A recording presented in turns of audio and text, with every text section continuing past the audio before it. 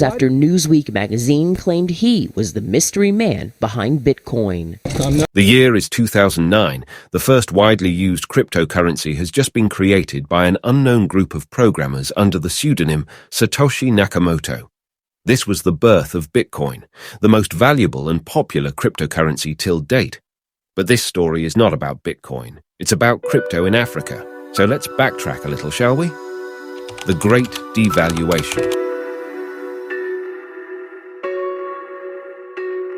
Imagine you have $1 million saved in the bank. For 10 years, the money kept increasing slowly with those sweet compound interest. And then there's a new president. All of a sudden, your money is worth less than half its worth in the prior years, eliminating your entire profits in the last decade. This is exactly the story of some people in the largest economy in Africa, Nigeria. Let's dive deeper. In 2015, President Muhammadu Buhari just won against his opponent, the former President Goodluck Ebele Jonathan, in a fierce election. President Buhari went on to rule until May 2023, where he handed over to the controversial President Bola Ahmed Tinubu. In the 8 years of President Buhari's administration, the nations currently called the Naira went from 190 Naira per US dollars down to 460 Naira per US dollars, about a 60% decline. As bad as it is, this problem wasn't limited to Nigeria alone. Many other African countries faced similar problems. As of 2016, African countries dominated the list of worst devalued currencies in the world. Countries like Angola, Mozambique, Egypt, and Nigeria were high on the list. Well, you would think that was all. But there also was another problem, you see. In most African countries, getting money transferred to you from outside their borders was a heck lot of headache. There were too many processes, verifications, severe limitations. Even when the transaction goes through, the charges were outright outrageous. Saving in other, more stable currencies was also hard. An alternative was desperately sought for. You see where this is going. Knight in a shiny armor.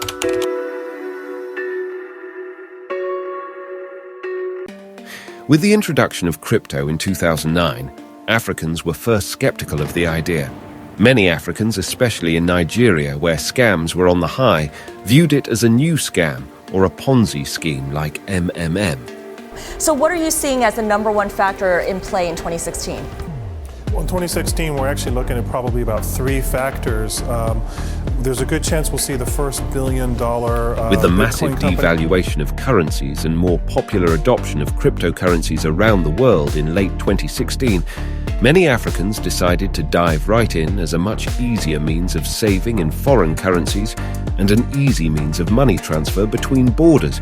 Very few expected the value to skyrocket, and oh boy, it did. In 2017 alone, the value of Bitcoin increased by about 2,000% before dropping. This made cryptocurrencies not just seen as a means of savings and transfer, but also as an investment.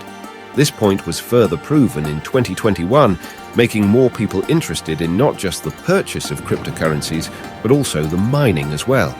As of 2023, there are over 53 million Africans owning cryptocurrencies, and a third of that comes from Nigeria. Government vs. crypto. With the decentralized nature of Bitcoin and cryptocurrencies, central bankers and regulators have had diverging views on allowing cryptocurrencies in the financial system. And it's for this reason the Central Bank of Nigeria directed all banks to desist from carrying out transactions for crypto entities. The growth of cryptocurrencies in African nations posed a serious threat to the government.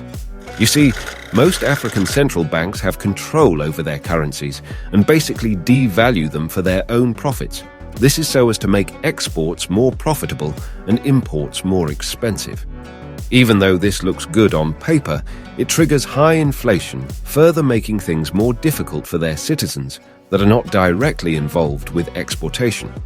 Cryptocurrency brought a means for citizens to bypass their home currency entirely. It brought a way for citizens to save without being influenced by their home currency value and made it harder for governments to track how much money was in circulation. So governments went to war against cryptocurrencies. 2/3 of African countries have placed some form of restrictions, with 6 countries banning the use of cryptocurrencies entirely. Despite this, the induction of cryptocurrencies on the continent continues to grow. In a continent thriving with a young and resilient population, cryptocurrencies seems to have found their place and isn't going anywhere soon.